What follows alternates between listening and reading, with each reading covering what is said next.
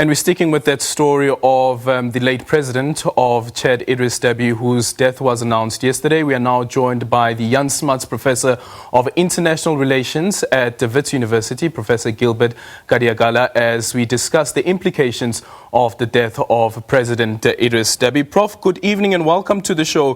First of all, what does this mean for the Sahel region, considering the efforts that Chad had with regards to dealing with the insurgency around that region?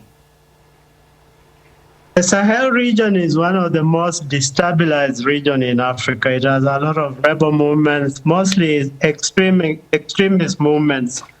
And Chad has been very key in the stabilization of that region. I think Deby's death means that there's going to be more uncertainty because Chad was one of the key actors in the counterinsurgency efforts by international and African actors. If there is a smooth transition into power, and I think now we hear that his son has succeeded him, if there is a smooth transition, then I'm not really worried too much about the Chad's continuing role in the stabilization of the region. The uncertainty is, however, whether the death is going to bring about more instability within Chad itself. Because you remember that the announcement says that Mr. Deby was killed by rebels who he was trying to fight. If the rebellion gains momentum, it means that Chad itself is not going to be an important player in the stabilization of the region. That is going to be one of the problems. Yeah. And therefore, somebody else would have to take that leadership because if it goes under, then things are going to worsen.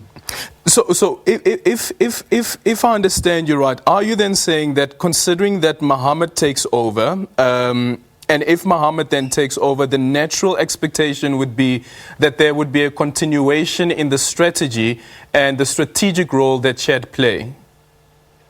Yeah, I think so for now. But let me also step back and say we are not very sure whether the transition to Mahamat is a genuine transition. Yeah. Because there are debates about, in the Chadian constitution, the person who succeeds a president who dies is actually the Speaker of the National Assembly. Sure. So it's beginning to look like the military has actually taken over.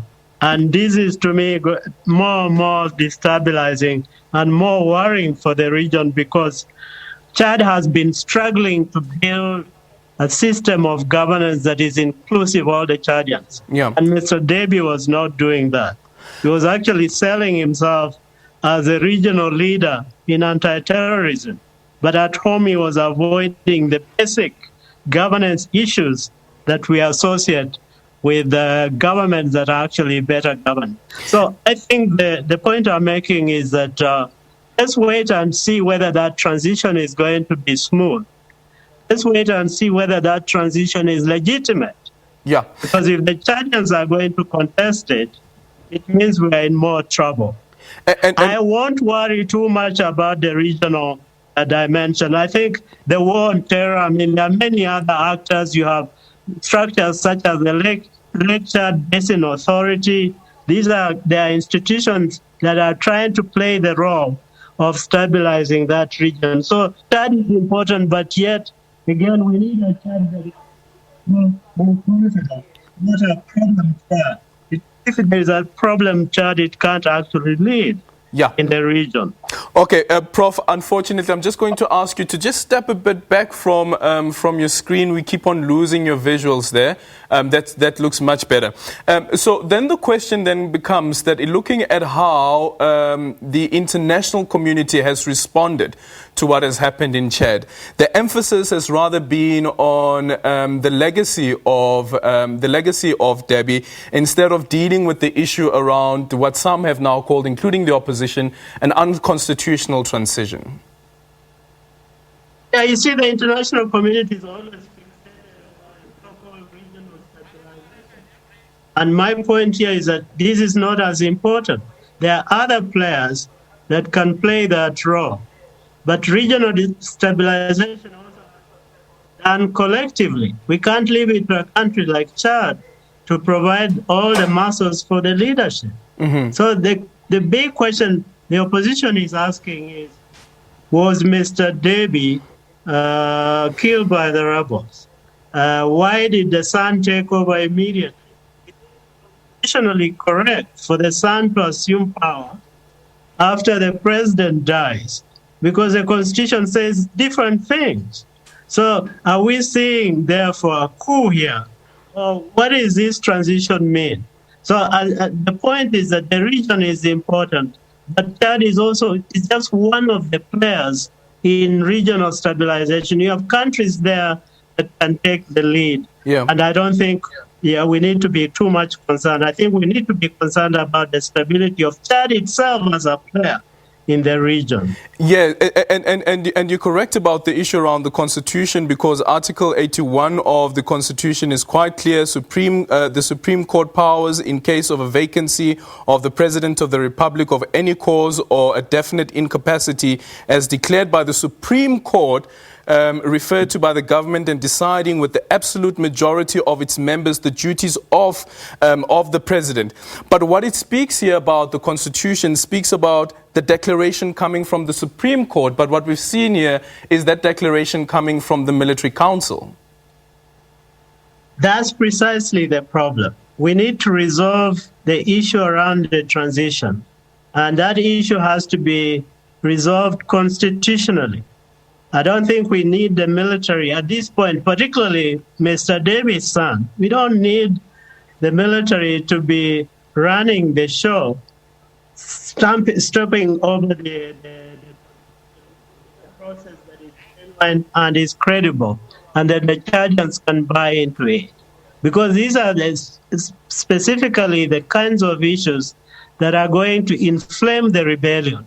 If the rebels believe that, in fact, they are being marginalized, they are going to join forces with the opposition in a big war against the new government. So that, to me, should be the priority, rather than worrying about whether the Islamists are going to take over the region. Chad being the priority, what then do you make of the African Union statement itself, also just speaking again on sending its condolences and the legacy of Deby? There's no part where they deal with the issue around what some have called the unconstitutional transition of power, and we know that the African Union has the Constitutive Act that deals with that specific issue. The chairperson of the African Union happens to be the former foreign minister of Chad. So he cannot really pronounce himself credibly on what is happening in the country. He was part of the Deby ruling machine, and therefore I don't see the AU here coming up credibly to pronounce itself impartially on what is happening.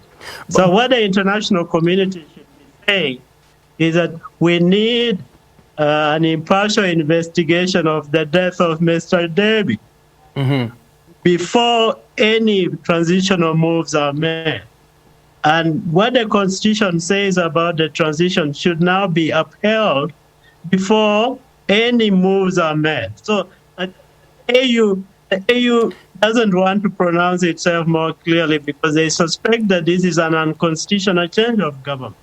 They suspect that there is something happening that they don't want to tell the world. Yeah, but Mr. Mahamat, who is the chairperson of that, can't say much. And I don't think the AU should take the lead on this case because I think it's already compromised. Sure, that's such a difficult one because, of course, you have Mahamat as the chairperson, right, of the African Union Commission. Yeah. And then on the other end, though, you also still have Chad having a seat at the Peace and Security Council. I don't think it's a big contradiction. It hasn't happened before. I think we can argue that the chairperson of the African Union, when it comes to issues around his country, can in fact step aside and let other institutions such as the Peace and Security Council to take the leadership.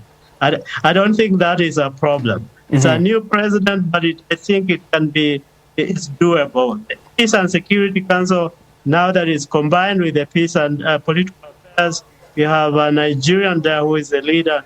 I think we need somebody like that rather than the chairperson taking the leadership on the AU around Chad. Okay. On talking about the question as to whether Chad also has membership on the AU Peace and Security Council, again, I don't think that is a problem. Because what we need is Chad to say, we have a problem, we are members of the Peace and Security Council, but we should not use our power within the Security Council to veto decisions about the AU positions on the Chadian situation. So I think the Chadian representatives can put to order very, very quickly if the leadership of the AU coalesces around the Peace and Security Council, as I've suggested, under Nigeria's leadership. Just finally, quickly, what role do you see ECOWAS play in the stabilization of Chad? Not much, because, Chad is not a member of ECOWAS. Chad is a member of the Economic Community of Central African States, which is one of the weakest African regional institutions. In fact, it's weaker because you have countries like Chad run by authoritarian regimes. You have countries run by authoritarian leadership like Bongo. These are countries that have, in fact, undermined the ability of ECOWAS to stand up as a stronger regional institution. So ECOWAS know it can because they'll be accused of interfering in the affairs of the Economic Community of Central African states. So the point I'm making is that we can in fact also talk about what are the new leaderships within ECOWAS that can come up, can step up to the plate and do the leading on Chad. And you have countries like the Republic of the Congo. Mr. Sassou Nguesso is not the best model of a leader, but for now probably he can work with Nigerians and so on at the AU, I think, to provide some kind of leadership. So I'm not ruling out Mr. Sassou Nguesso, even though he's just as worse as Mr. Deby himself. Thank you so much, Prof. That's Professor Gilbert Khadiagala, who is the Smuts Professor of International Relations at Wits University. Joining us for this conversation now is our foreign editor, Sophie Mukwena. Sophie, good evening. Welcome to the show. Do you agree with the sentiments expressed by the professor that ECOWAS itself is very weak? Well, I don't think ECOWAS is weak. You'd recall that earlier on in countries that had problems, member countries of ECOWAS, ECOWAS was quick to react and also to ensure that normalcy returned to those respective countries. I think this time around the problem is that the president of Nigeria was out of the country. He was receiving medical attention. In fact, it was a routine in UK, and therefore I think coordination was weak. But I trust ECOWAS will find a way to deal with this issue because the country itself is playing an important role in dealing with the insurgents in the Sahel region, as we've heard, but also the issue of Boko Haram at the border of Niger, Chad, and also Nigeria. Chad was playing a very important role, and I think Nigeria really needs a stable Chad. Looking at the Constitutive Act of the African Union, when it comes to the unconstitutional transition of power, it says that when the Peace and Security Council observes that there has been an unconstitutional change of government in the state party, that the diplomatic initiatives have failed, it shall suspend the state party from exercise of its right to participate. At which point is that then activated? It has to be done as soon as possible when that happens. But unfortunately, you know that the AU is as strong as whoever is the chair of the AU at a particular moment, particularly at heads of state and government level. I'm not talking about the commission. I'm talking about the leadership of the AU. Currently, the leader of DRC is the chair of the AU, and therefore based on our experience in terms of what's happening in the DRC, you can't expect a decisive leader who can quickly act, because he has his own problems. I mean, today he had a meeting with the Kenyan President, Uhuru Kenyatta. I don't know what was on the table, but I think it was a problem between Kenya and Somalia. And therefore, he has a lot on his plate, but also internally he has to deal with the challenges within his own country. The problem, as the professor has pointed out, the AU Commission Chair currently is a Chadian. And therefore, when you deal with that kind of a situation, you have to be very careful. But my concern is that I expect him to call a Peace and Security Council of the AU so that member countries of the Peace and Security Council can meet and discuss and take a decision. It is the Peace and Security Council of the AU that can take a decision to suspend Chad, because the Constitutive Act of the AU, Article 3, G, it's clear. You have to respect the democratic institutions, but also you have to respect the constitution of the country. And any country that violates the constitution and the Constitutive Act has to be suspended.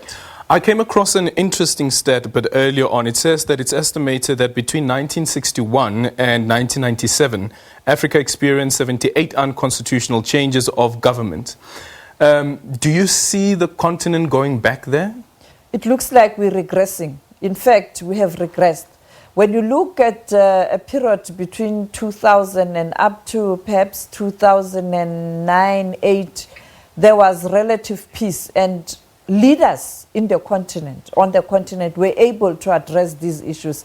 Perhaps it was because those leaders were the founding fathers of the African Union, when it was transformed from Organization of African Unity. And perhaps they were very strong and firm. They knew exactly what was the intention with the African Union, and they were trying to ensure that whatever they do, they are in line with the Constitutive Act of the African Union. But currently, we have really, really regressed. Okay, thank you so much, Sophie Mukwena there, our foreign editor. When we come back, we'll also be focusing on what's happening internationally, specifically that two-day climate change summit that will be taking place in the USA.